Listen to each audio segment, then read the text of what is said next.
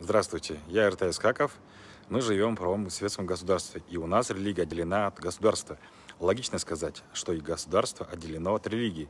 Представьте себе, что гражданин нашей страны решил вместо обуви надеть ласты или вместо одежды использовать шкуру льва или медведя.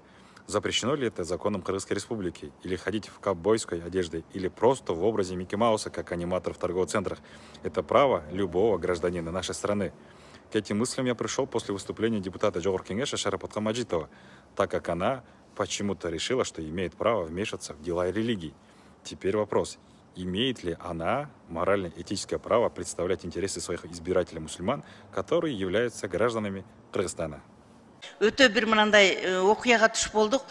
Көпчүлүк сертификат алган аялдар паранжы көзүн гана көрсөтүп, кара эме кийип келишип алышты да, ошол ошто көп экен, бирок алайда андай жок.